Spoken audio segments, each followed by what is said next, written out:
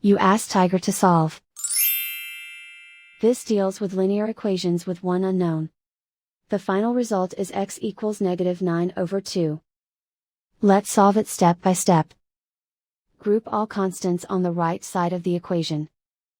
Subtract 12 from both sides. Simplify the arithmetic.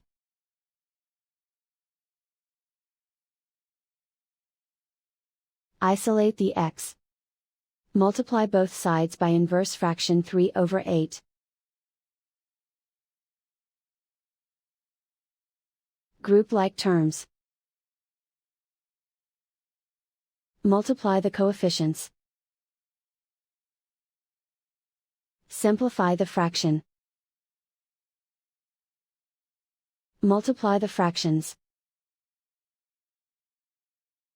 Simplify the arithmetic.